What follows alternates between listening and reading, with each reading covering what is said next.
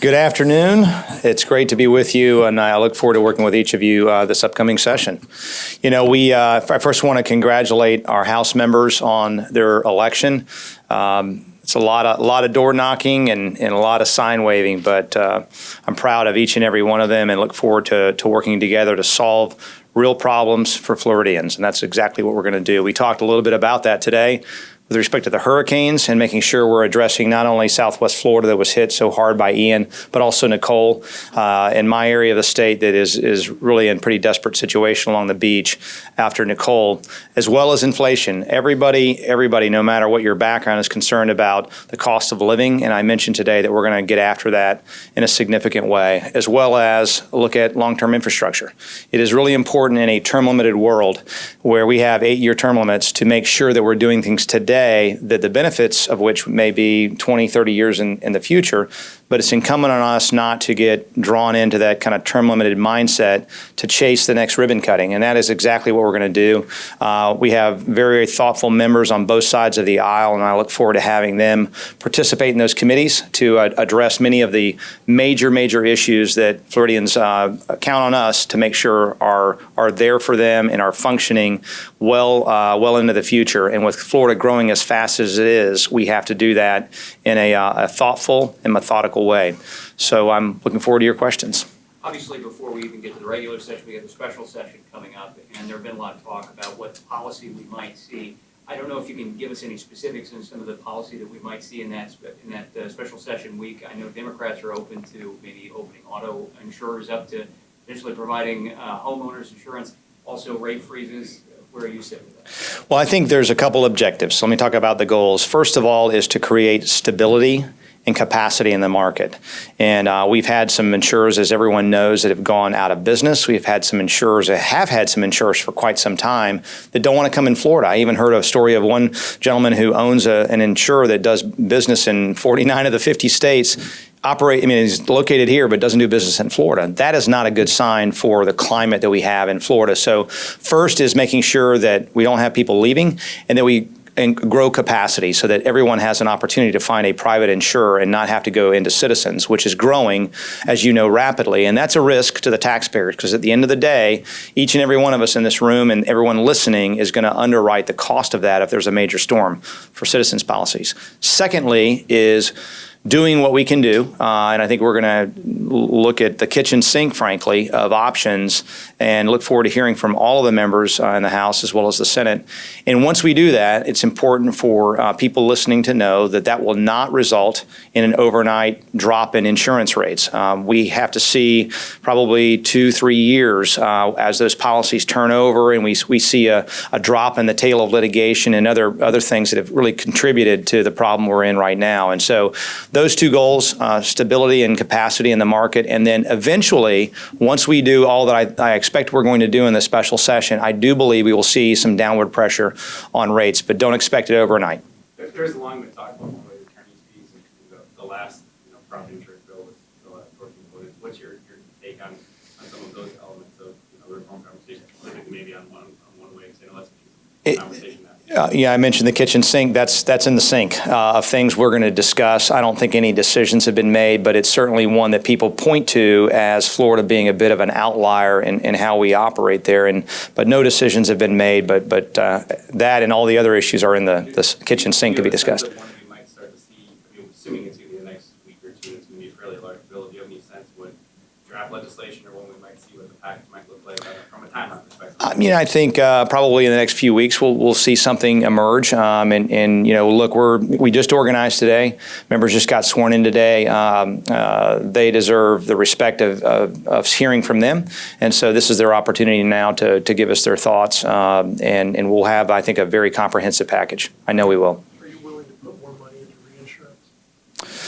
I think we have to. When I said kitchen sink, I think when you have a market that is challenged, I think it's fair to say, you have to consider things that I, as a conservative, would not wish to do, which is put up some of our reserves to backstop the private market. And I think it's important to say, and it's an important question, to say that you do that only, the only justification for doing that is to do it alongside systemic reforms that are going to fix the problem, and again, grow that capacity from the private market, and then let that support, whatever it might be, drop off. And so it would be temporary, and it has to be contingent on getting major reforms so we actually fix the situation. I do not want to be in a situation where we make any kind of new long-term taxpayer commitment to underwrite insurance. That is not the goal. The goal is to have a healthy private market to then begin depopulating citizens so that we get back to where we were not so many years ago, which is a healthy, vibrant market where people can not have a cardiac arrest when they get their renewal bills, but people are suffering. And we talked about inflation today, and we talked about attainable housing. A big component of making housing attainable for people is bringing down those rates, but it will not happen overnight. Scientists say that stronger hurricanes, climate change is fueling stronger hurricanes, which is affecting a lot of things we're talking about, coastal issues and the insurance market damages. I mean, and you went after ESG today. Is the House going to do anything about climate change? Well, I don't think those two are at all inconsistent. I think we're going to do a lot in the area, and I mentioned resiliency today. I think, and you mentioned hurricanes, I think we need to continue to press forward and think of ways we can incentivize mitigation efforts. And I toured the area down in Fort Myers that was so badly hit by the hurricane, and it was stunned, and the contrast was stark to see a home that was built obviously recently. It didn't look like it was in a storm, much less a Category 4 hurricane, right next to a pile of rubble of construction that was pre-Andrew, pre-building code. So I think the lesson from that is the steps we have taken. Florida is getting better and better at hurricanes, and I promise you I have great confidence and optimism that our ability as people to innovate and to strengthen our resiliency will outstrip anything that climate change sends our way. And so, yeah, I'm committed to do that. So what do you mean by we're getting better at hurricanes? What do you mean by that? What I mean is that the technology gets better. Our plans that we put in place, I mentioned the building code is one sterling example. After Andrew, we set up a new building code so that homes can withstand significant storms. And again, you see when you go through these areas, it's the housing stock that was built in the 70s, the 80s, in low-lying areas, all of these things that suffered.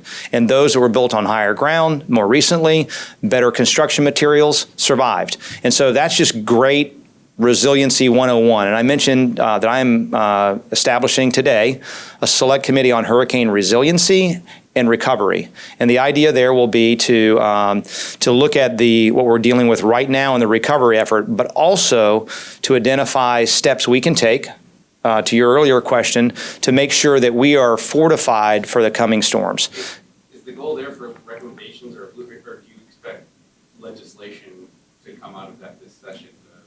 Special committee you just talked about? Both. Okay, so you expect a bill this session to come from the special committee, select committee? I hope there will be several things that we can take a look at, absolutely. And it'll be a great forum to have lively discussion about everything that's already been asked about how do we prepare ourselves. But I want to put a note of optimism on this conversation. I really do believe we've proven it, that we are more resilient today than we were in the 1970s or 80s.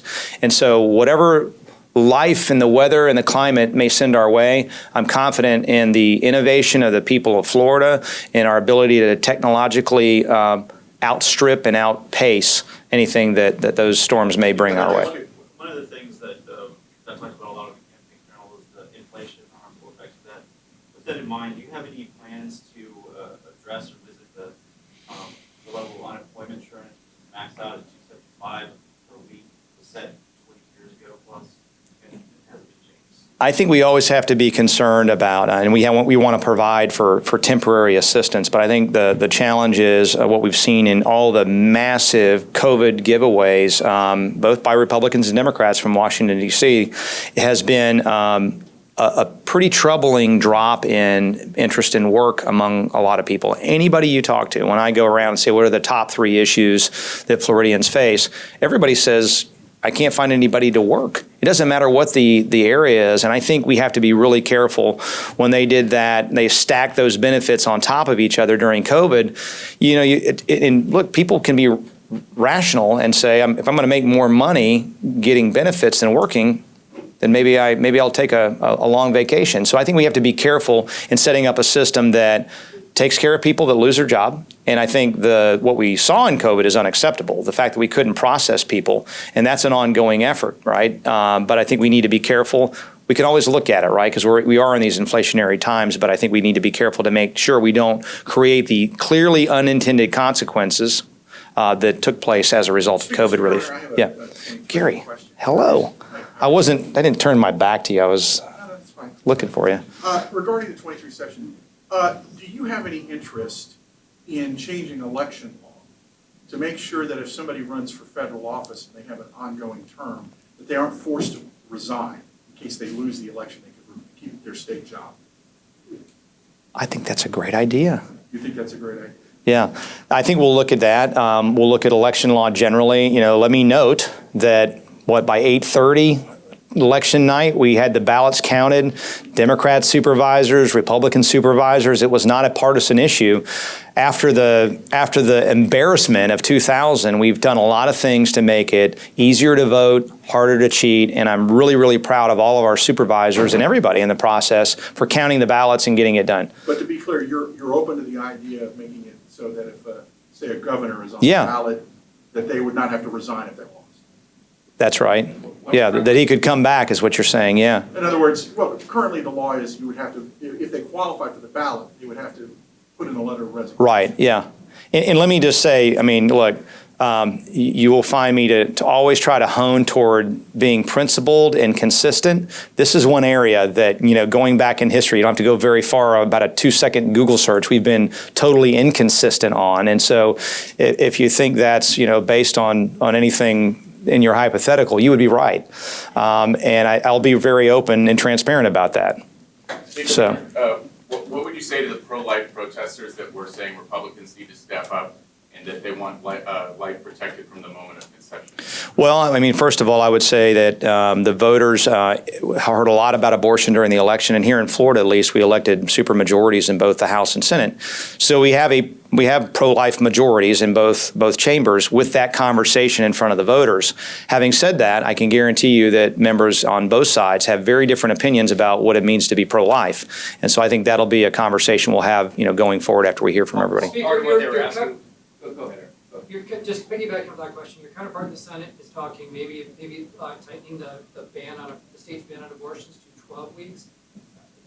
I know Representative Barnaby has talked about filing a bill that would be kind of protects this 6-week ban. I mean, have you guys been able to ascertain how far you're willing to go on that? We haven't gotten there. Part of what they were asking for on abortion on the fourth floor was added to special session. But do you anticipate anything beyond property insurance being added to the scope or all, abortion or anything else? Not at this time. What about special sessions? The governor has said maybe more than going beyond property insurance. Have you talked to them at all about that? What might those be? Well, look, I think, if I can just speak generally without specifics, I think from a legislator's perspective, and to make sure that our members have an opportunity to really vet out issues, which is what our role is through committees and so forth, is that we should reserve special sessions for things that have a very time-sensitive nature, property insurance being one of them, if we're having people leave the state, and you can identify others. And I think when that type of criteria is in place where there's a time-sensitive nature to it, then I'm open to special sessions and to what the governor has in mind and what President Pasadomo has in mind, who I have all of us have a very, I think, good relationship. And so we'll talk about it. Mr. Speaker, can you? The last 2 years on parental rights, and you hinted at Yeah. some of that today. Curious what you believe is still left to do on parental rights. Well, I think you always have to look at what we've done and what's transpired, let that settle out and look, and whether the law is being followed, frankly, too. So that's another concern that we're going to look at. Are people actually following the law? Are they skirting the law? And, there was a candidate back in my home area that went on the radio and said she would not follow the law.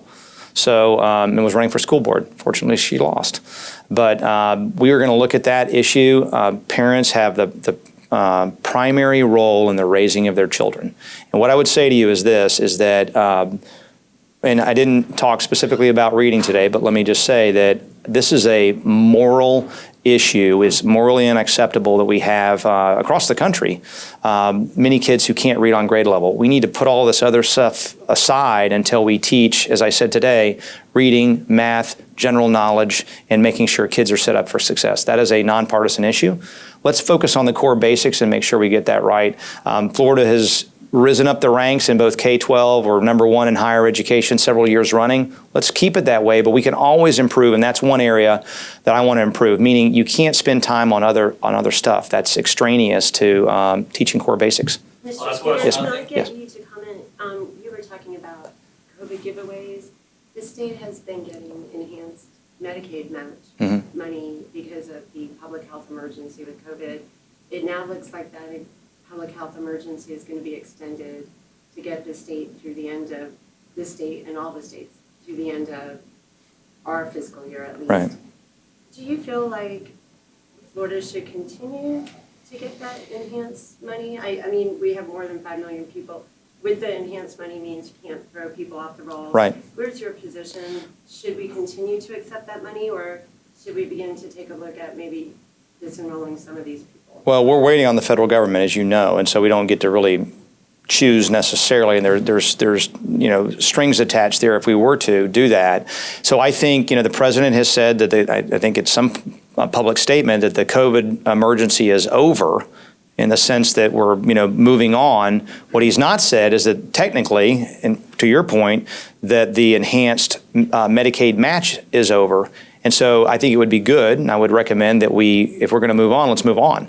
And let's begin that process of keeping those people who need the help, who are eligible today for Medicaid, and get those people off the rolls who may have lost their job for a week or two in 2020 and are back making, 6 figures or whatever it is, which we obviously will have people in that category because of the rules put in place by the federal government to leave everybody on. Nobody can be, as you stated, no one can be taken off the rolls until the emergency is declared over. Let's declare it over, and let's start to move people off that don't belong there, that are no longer eligible. They may be already getting private health insurance from their employers. And I think it's time, if we're moving on, let's move on. I think everybody agrees on that now, but we haven't gotten that from the federal government. Thanks, To everyone. clarify, you would want then the governor and the legislature to do something almost like what they did with the unemployment comp, just to go ahead and move on without having to wait for the federal? No, I mean, we're waiting on the federal government. I think it's their move, and so I would just say if they're saying it's over, then make it over, and don't leave things in place that say it's not over. That's it. Thank you guys very much. Appreciate it.